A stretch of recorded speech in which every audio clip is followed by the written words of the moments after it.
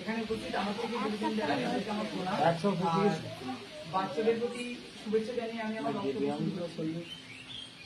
রবীন্দ্রনাথ ঠাকুর এমন একজন বাঙালি, এমন একজন মহান মানুষ, তাকে নিয়ে বোধহয় আমরা কিছু বলতে শুরু করলে সেটা আর কোনোদিন শেষ হবে না।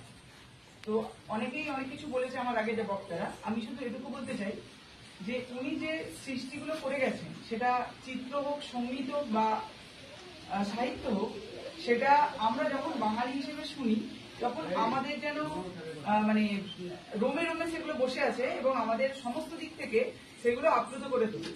রবীন্দ্রনাথের একটা কবিতা নির্ঝরের স্বপ্নভঙ্গি, সেই কবিতাটা যখন আমরা পড়ি, এই ইহার চেয়ে হতেন যদি আরব বেদুইন, চরণতলে বিশাল মরু দিগন্তে বিলীন। উনি বাঙালি হওয়ার একটা চরম আক্ষেপ দিয়েছেন, ওই কবিতার মধ্যে ফুটে উঠেছে।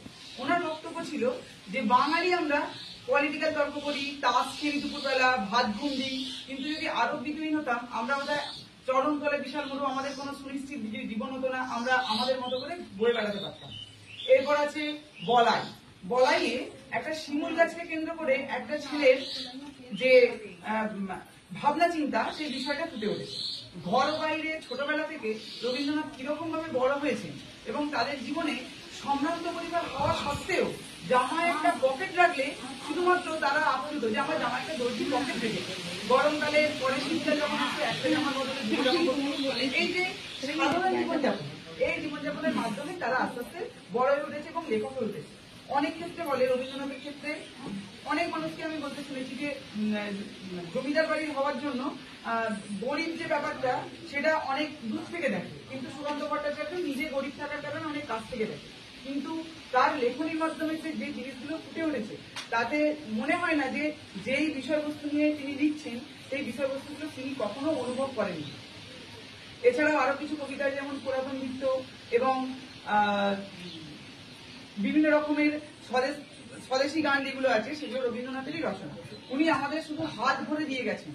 আমরা আমাদের ছোটবেলায় যতটুকু পড়েছি পুরোটাই রবীন্দ্রনাথের ওপর ভিত্তি করেই বিষয়গুলো পড়েছি। কিন্তু এখন অনেক নতুন নতুন কবিতা বাচ্চাদের মধ্যে এসছে, জানি না এদের মধ্যে কি মেসেজ যাচ্ছে। তবে একটা বিষয় হচ্ছে, বাংলার ভাষা থেকে, ভাষা চর্চা থেকে আস্তে আস্তে আমাদের নতুন প্রজন্ম দূরে চলে যাচ্ছে।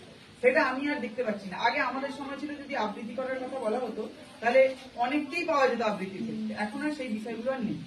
তো আমি বলবো যে তোমরা চেষ্টা করো, যদি তোমাদের মধ্যে আগ্রহ দেখা যায়, যেমন নাচের প্রতি আগ্রহ আছে, গান মানে ড্রয়িং এর প্রতি আগ্রহ আছে, আমরাও আমাদেরকে নতুন করে গুছিয়ে তোমাদের জন্য রেডি করার চেষ্টা করছি। সেরকম যদি তোমরা আবৃত্তিও শিখতে চাও তাহলে আমাদেরকে আবার নতুন পদক্ষেপ নিতে হবে।